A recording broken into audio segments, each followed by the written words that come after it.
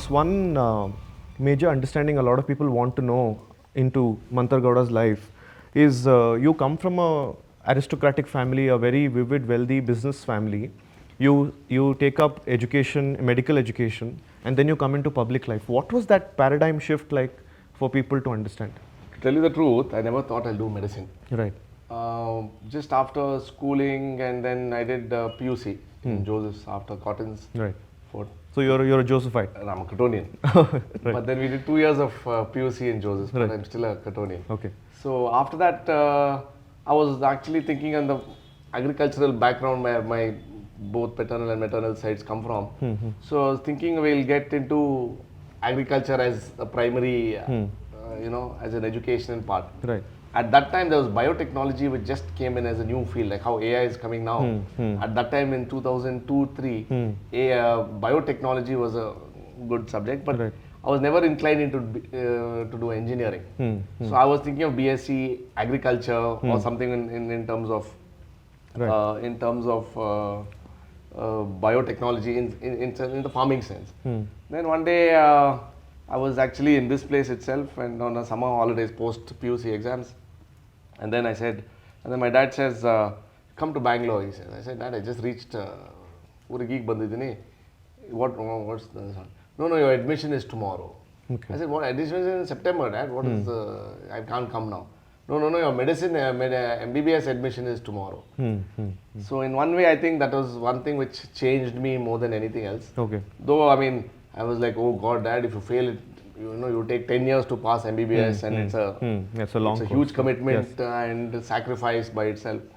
But I think that's one of the best decisions I made in my life, because not because of being a doctor by itself, it teaches you to be sympathetic, empathetic, and that bonding with patients and how you talk to them, that interaction. Right. So it humbles you more than anything else. So that is very important in how I've been shaped as this one. So more than the degree as such, I mean, the degree is great, no doubt, and it's an honor to be a doctor, no doubt. But these aspects also brought, bring in much more of just a degree into the, aspect of my life. Never expected to be a doctor, as I said. But after that, I think it's one of the best things I've done. And then after that, during internship, that is after 4.5 years of college, Right. then you have 1 year of internship. That's the fifth and final year. At that time, I actually picked up on radiology. Then Okay, I said, radiology. no, radiology. And during internship, I actually went and helped my dad in one exam. One election.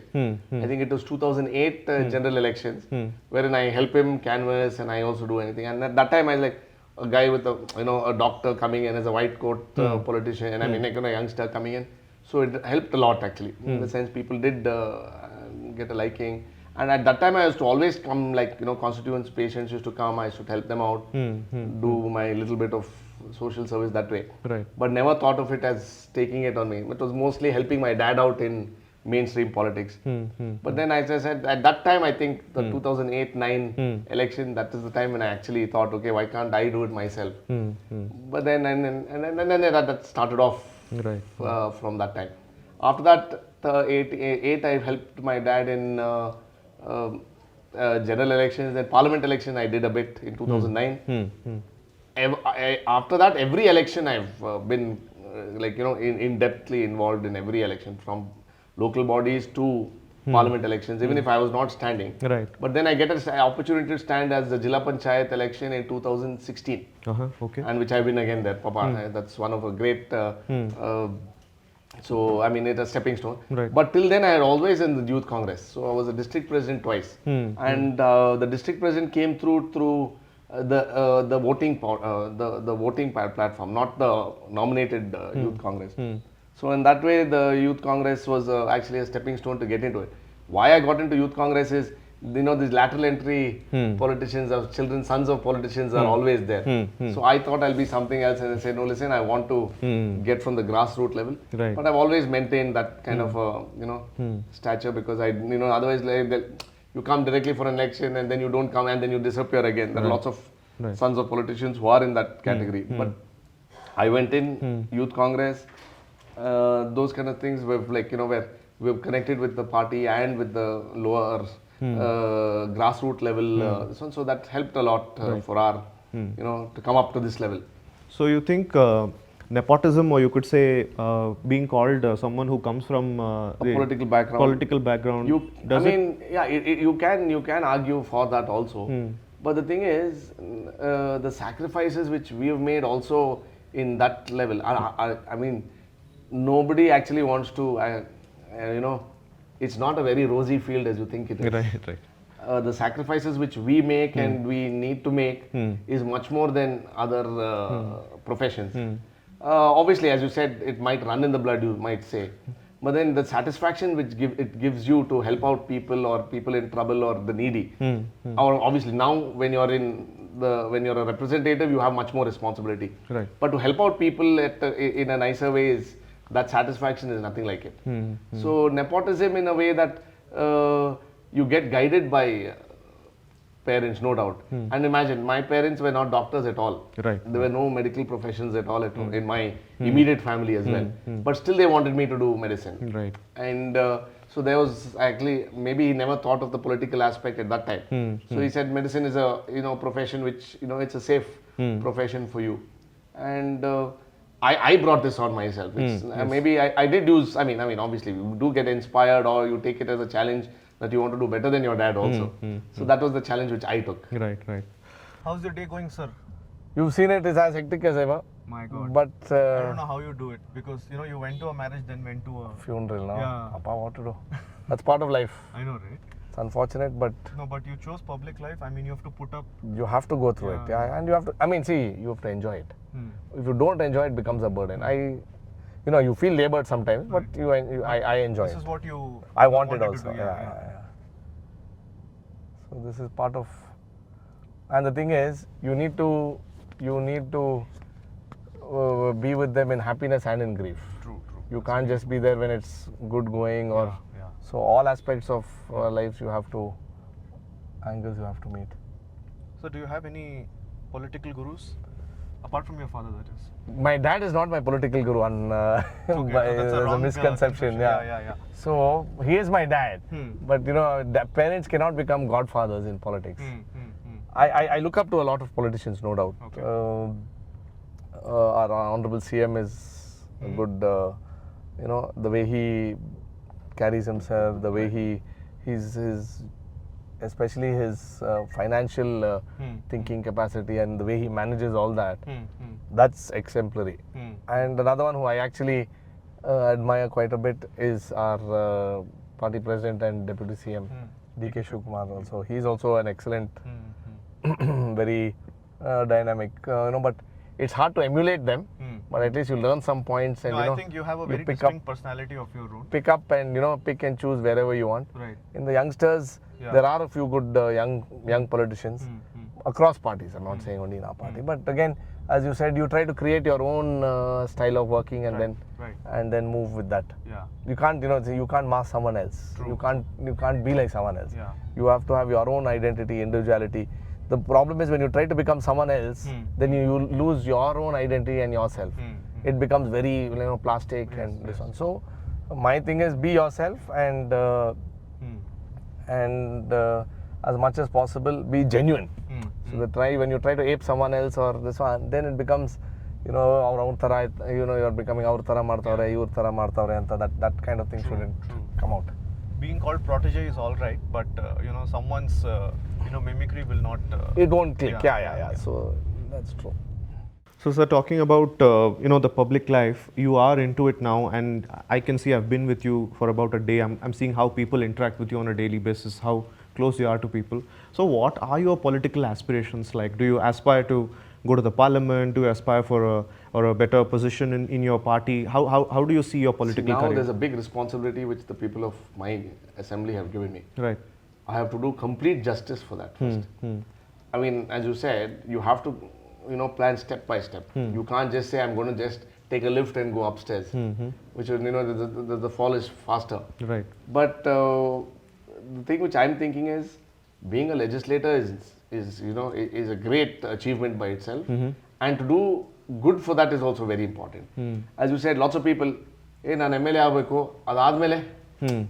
But as you said, even I obviously being a little bit of an educated politician, you come with some vision, Right. you come with some ideas, you want to get into you want to do something which is really out of this world for the constituency and for the people. In that way, me being a doctor profession, healthcare is a very important part of which I'm trying to push through. But unfortunately, there are lots of roadblocks in this aspect because doctors don't want to come into government service, right. and then I'm feeling that pinch now. But trying to help the doctors get into government service is also a very important thing. But the good thing is we're interacting with our minister and the departmental heads, wherein we're trying to improve the structure of the medical and plus the medical education part of it, that is the medical college side. So luckily we already have a running medical college. Upgradation of that college in multiple aspects are important. And otherwise, basic infrastructure where, it's our duty to provide for our constituency. Right. It's 2025.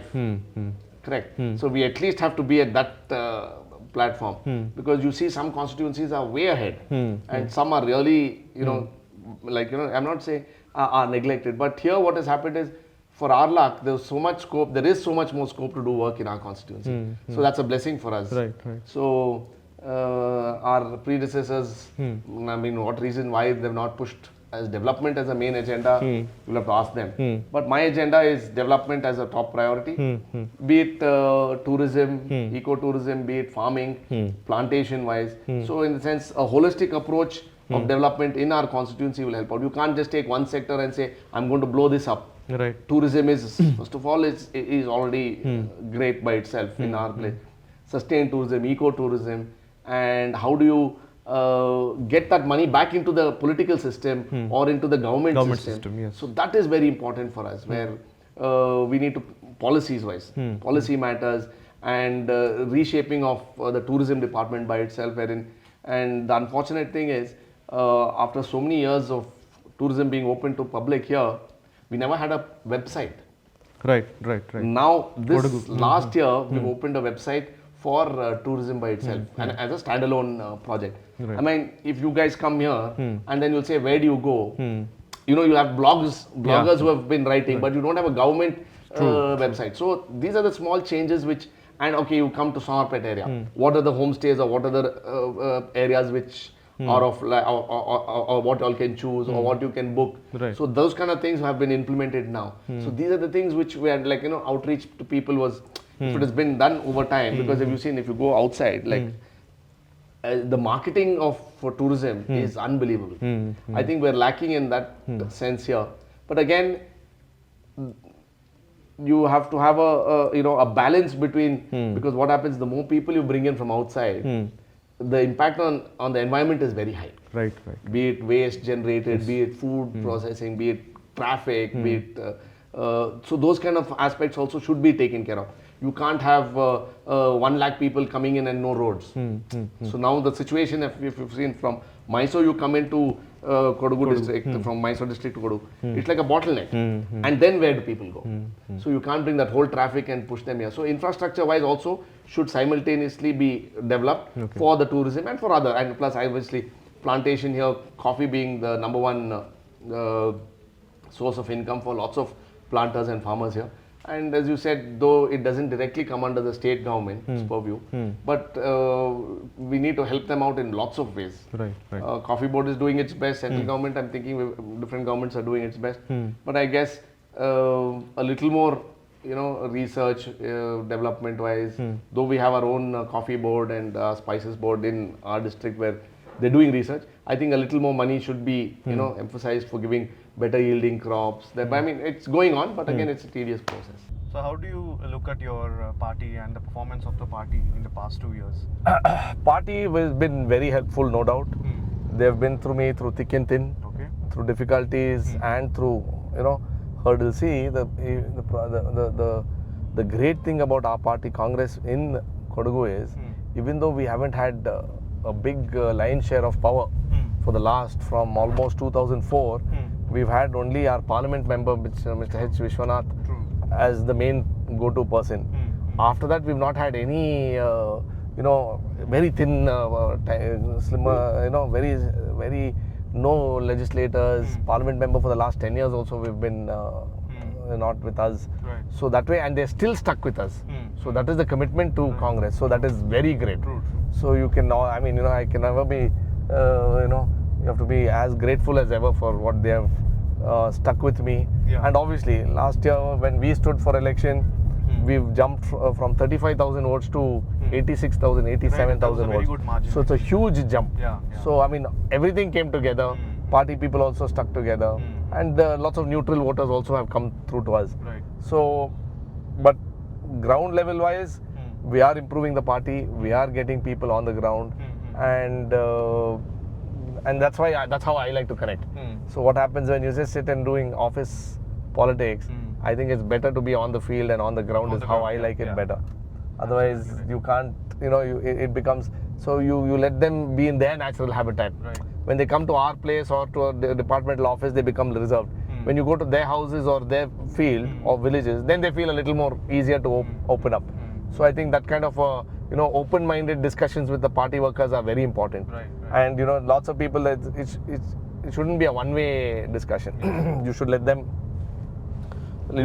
as well express themselves in more ways than one. Democracy is all about True. conversation Yeah. and opinions. When we were doing about a little bit of research into your work and your presence on media, we came across an article that said son-in-law of Coorg gets elected as MLA. I just want to talk about how it has been, in a marriage, because you are so busy and you're one of the few people who actually stays in the constituency. Majority of the time, yeah. Though you have affiliations to other cities across here. So how does it work with you as a couple, sir? How does the marriage? Hopefully, my function? wife doesn't see this. She's No, she will certainly see it. I'm not. To tell you the truth, I've not been giving enough time Okay. for family and her especially. Mm-hmm. But again, I think she knows I signed up for this, or she's also signed up for this. Right. But the part is, when now kids are also young, you want to be with them, you should be with them also. So that sometimes you feel bad and you feel a little this one, like kids are at a tender age where you What can. are your kids studying now? One is the elder one is going to 6th, the middle one is going to the 3rd, and the younger boy is going to UKG, upper KG. Okay. So they're very small, they need us as well. But luckily my wife takes care of most of the familial burdens. Right. But again, we all enjoy it, but I try to give, so we have a little bit of work which we jointly do. But majority of the time she's also busy with her work. Right. And with the kids and everything gets this one. But again, I need to balance a little more. I need to. But the problem is, this is my first time here, right? So, and and then. So your presence is mandatory, actually. It's mandatory, and plus I'm trying to find that balance as yet. So, but they're finding they're taking the stick on this. But I want to give more time to the family, and I think if I structure this work better, 100%, I should be giving more time. Since you're a doctor, I think most important responsibility of the government would be to provide healthcare facilities to people through, I think the most basic unit would be the primary healthcare centers, and then comes the multi-speciality hospitals or whatnot. Do you have a vision towards empowering Kodagu or your constituency per se with regards to primary healthcare centers? See, we have a set of primary healthcare centers which are running already. Luckily, there are a few, good doctors are posted. Okay. But again, what happens is, there are little remote areas, a few are remote areas, few patients are, a few areas where, doctors are hesitant to sit there, in the stipulated times. And the problem is when I'm being really frank, if you tell a doctor, say, correct time, he wants to leave. Because you're getting the same pay outside or even a better pay when you're doing a private practice. Right. And then why do you want to be, curtailed or been bogged down by the government system? So, and plus, what happens when you get into the government setup as a doctor, administration also takes a very big part of your daily routine. So you'll have to take indents, you'll have to do accounting and all of that. So that's a little bit of I think that part of the system where you get devoid of the admin part and you can only be into the practice and the patient's part. I think that's a better way of, that was my trying to think of a system where you can make the doctor only be with the patient. Okay. But what happens is your administration also is you don't get a doctor being an administrator. True. So that is where what happens, the responsibility of the indents with the doctors coming in, the blood, and then so your primary motive of patient treatment is pushed backwards in our current scenario. So that has to change a little bit, wherein we can give the doctors more time with the patient more than administration. PHC, as you said, we have a good number of PHCs which are working, Right. but again, doctor shortages we have, which I have to agree, I can't lie on to the public, because counseling has not happened for some time. We're pushing the government to recruit new doctors. Okay. After that, I wish people come in here. So the only thing is here, private doctors are very less, and plus it's normally in tier 1, tier 2 cities. You get appointed and then you can practice privately as well. Here, private practice is not as booming as in Mysore or like Tumkur, Hassan, those kind of cities. Here it's very very small town. But I'm thinking it will. We should open up some like policies which help them also, doctors as well. But infrastructure wise, all are well equipped. Right. And recently, for our luck, we've been very kind from our, grateful to the Minister, Honorable Minister Dinesh Gudrauji. He's given us a new Taluk hospital in Kushalnagar. Right. So now it's a community health center. Now we've upgraded it to a 100-bedded hospital. So now that they were fixing the area and like doing a census of which area is the best for the location. I think that will also be a big boom in our area. Super. Now in Madikeri we have our medical college district hospital. There again we've pushed. Imagine we never had an MRI in our district. Right. In the whole district, be it private or the government setup. So people had to go to. We had to go to Mangalore, Okay. Sulia, Puttur Sulia, or Mysore or Hassan. Acha. Okay. So, and plus again, the fees of each MRI is quite expensive. And the travel cost. So now, Honorable Minister Dr. Sharan Prakash Patel, he also helped us out. And I never expected him to say yes. But then, that was one of, being a doctor and you get a... Yes, true. And lots of... And it's so easy to bring it up in private. But then, there was... The satisfaction is to give our... Right. The people who are really in need proper facilities and diagnostic facilities. So MRI is up and running in Madikeri. Super. And we've also announced a cardiology unit. Okay. A standalone cardiology unit. I think we are going to procure a angiogram machine. That is the cath lab is what we say. Cath lab. So wherein we can do our own angioplasties, stentings, and in here itself. So we're in that process.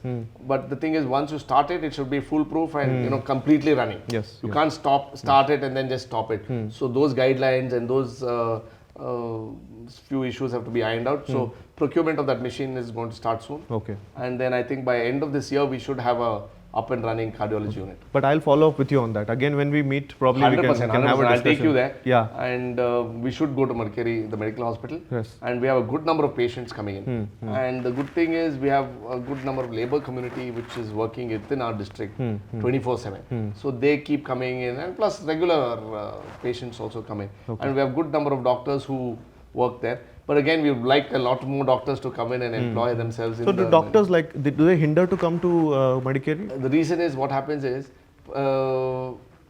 evening private practices are a little dull here, and there are already a few senior doctors who have already set up good private practices.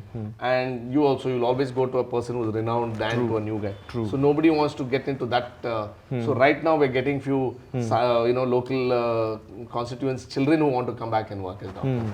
So that's a great thing by itself. But I'm through you at least, I want to request any doctor who wants to come and work in Coorg is always welcome. Whatever support from our side is always there for them. So these are some really good strides in terms of healthcare. Yeah. And a lot of things are happening is what I'm seeing. We need to push more actually. Right. We need more support, we need more infrastructure, we need more physical manpower.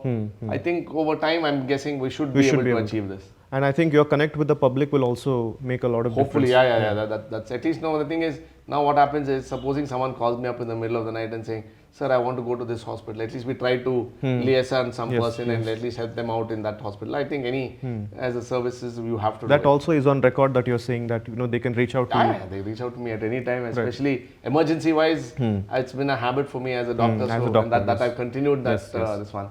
So if you call me at 12, 12:31 in the night, and then you say, and then we answer for medical grievance, Right. hoping it's that, but then you get other calls as well in the night. Right, sir. So last two things. I know that you're tight on schedule. It's already raining outside, and True, yeah, we're the getting rain early preparedness has been a challenge for Kodagu. True. Since a long time, we have seen landslides and all of these things. What is distinct about your tenure when it comes to rain preparedness? See, what has happened is, how much ever we prepare, nature doesn't, Yes. it doesn't listen to anyone. Unfortunately, it is over years of, maybe lack of planning but even how much ever you plan also, you cannot curtail so many issues. But 18-19 was a disastrous time for Coorg. As you said, we've had rains which we had never seen more than 50-60 years at that time. And unfortunately, lots of slides happened, villages had washed away, people lost their lives, people lost their houses, documentations, land. So, and people are still, in that, they're still, as you say, scarred at that time. But now what we are doing is, now we've at least, because see, as you said, one, it was a lesson learned at that time. Right, right. So now what happens is, we've the administration has identified sensitive areas, wherein these sensitive areas, our administration through panchayat or to the revenue department Okay. give notices to those people.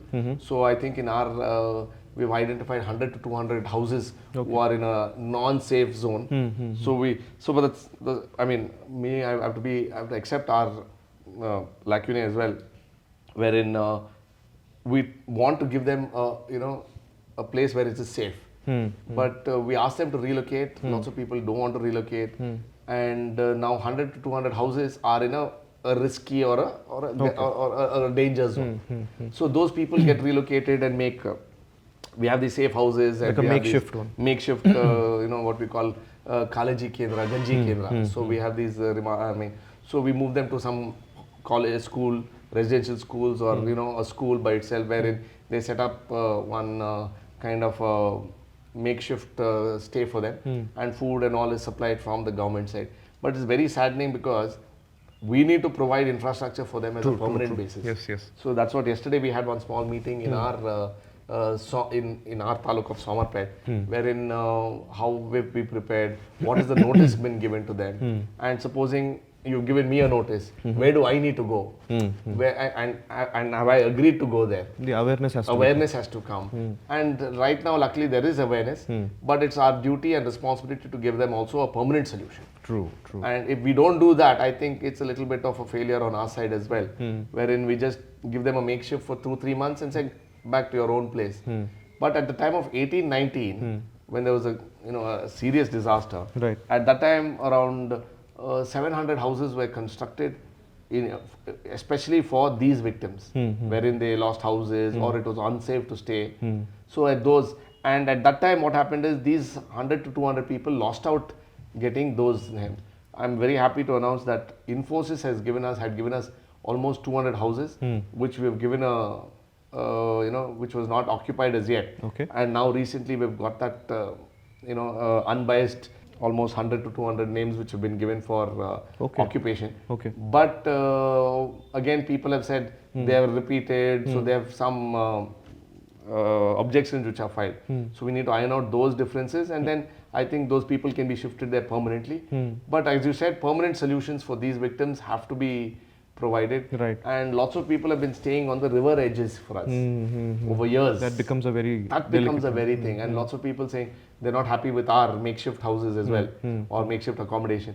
So when that happens, I think people are a little distraught with our system. And this is one time we have to stand with them, irrespective of caste and creed or whatever. But a permanent solution is where I'd like to come in and especially these victims, we need to address this issue as top priority. This is really good because a lot of people, don't seem to have their focus on certain things. But as an MLA of a constituency as sensitive to environment as Kodagu and Madikeri, I think you are looking at it in that way. So last thing I want to talk about is man-animal conflict. It's been a situation across different cities or tier 2 cities in Karnataka and across the country actually. Are there any efficient measures that you have taken, interacted with the forest department? Because there is loss of life, there's loss of crop, there is loss of revenue for the people. Is there a way government can come in on this, and probably you are looking at it differently? So the most important thing what happens, I mean, it's the most depressing thing in our political, in our this one is you get a call at some time, out of the blue and saying, and a person's been trampled and he's lost his life. And what's worse is when we go and give that compensation check of X amount of money, or now it's 15 to 20 lakhs now, they've increased it. We've given a 20 lakh check. That's very depressing, and it's very disheartening.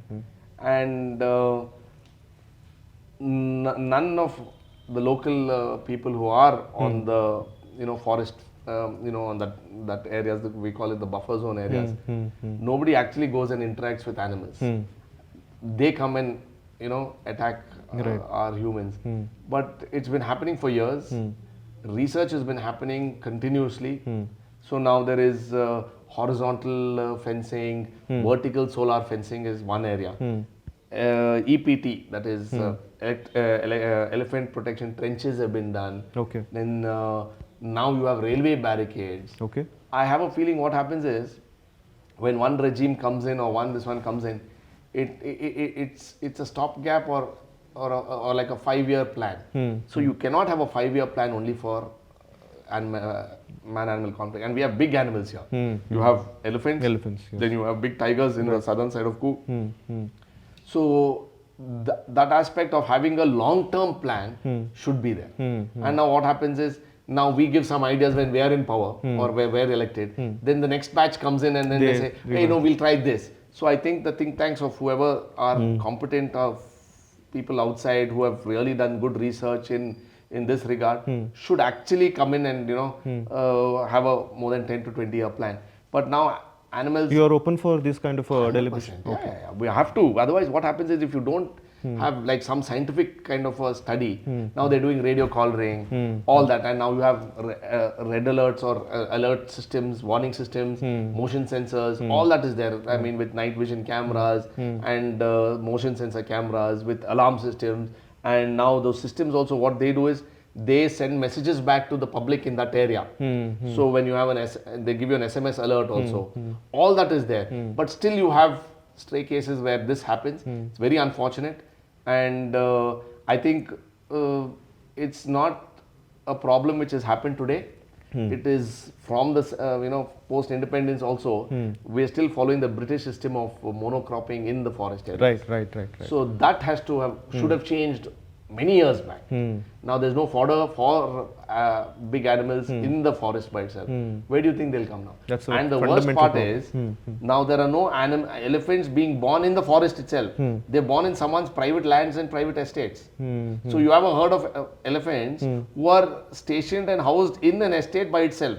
So they have no idea how to go back into the forest. So it's so comfortable here, and there's no, normally they eat bamboo, they eat jackfruits, none of them which we have been growing over years. So these are the implementations which should have been done over years, and policy making again. Now don't want to criticize our own department, but that kind of a serious thinking and change, drastic change should happen. Is required, yes. Wherein we have to take some steps, wherein plants and trees which the elephants and other animals which have to actually come in, and now actually the good thing is the numbers of elephants have also increased, which again increase in numbers also are bad for our localites. So there, as you said, when the elephants have no idea how to behave in the forest and they've always born and brought up within a estate, then it's difficult. And once you relocate or translocate an elephant, some other herd of elephants come and stay there. So they already know they will understand. They'll understand, obviously. They're also smart.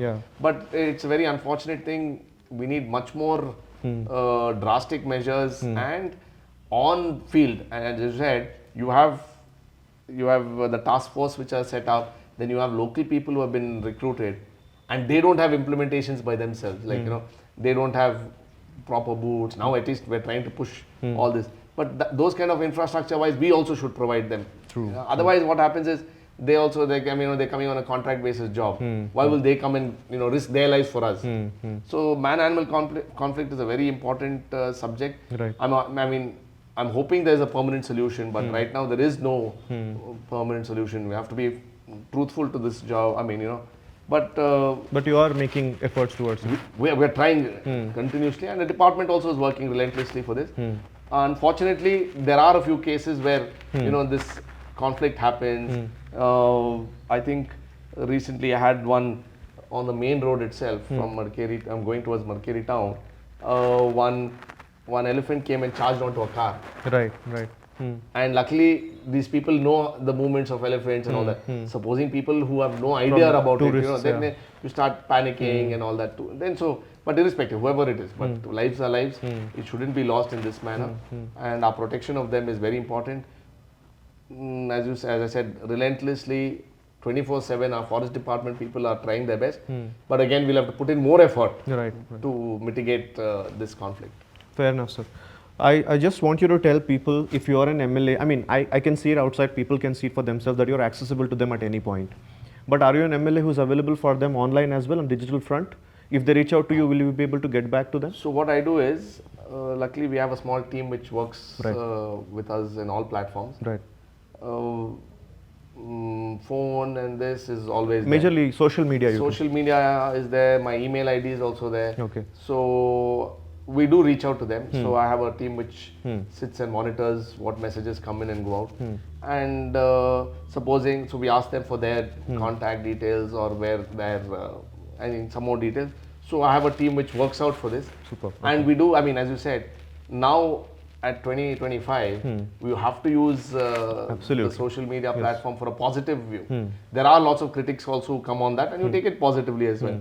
But if you don't use it now, there are lots of people who want you, and we've asked them, you can reach out to us. Yes. So it's our duty to also respond to them. But again, if it needs to be a little more, like a little more information, we call them and ask them to meet us, or we can go and meet them itself. But email and the regular rest of the but you get the message. I mean, 100%. So I do also reply, even if I have some time, I also reply to WhatsApp messages, or I call them directly. So that's how I try to, like, supposing you send some grievance, I say, hi, how are you, who are you, I want your details, please let me know your issue. Otherwise what happens is, if you don't use it positively, like you do get criticized, no doubt, you take it positively obviously, and then you try to solve it if feasible. 100% will, but using social media for issue addressal is very important. Right. It's easier, I think, now. And lots of people can't travel, can't reach out, or maybe stuck in some other more important work. But then, you should not say that it's too small if it comes on social media. It's equally important, is what I'm thinking. Because I think that's the only way people can reach out to you at any moment. And now you get to know more grievances than actually what you'd know. And with the pictures and proofs. 100%. And then what happens is, then pictures don't lie. So you go and see it physically by yourself. Then otherwise people come and say, you can say something else. But then when you say visual images and when and it's very grave, then you want to take it as a priority to solve that issue as well. All right, sir. I think that was a great, understanding and a chat with you to see the progress and development in Madikeri constituency. We look forward to talking to you again, and thank you so much for spending your time with us. Thank you.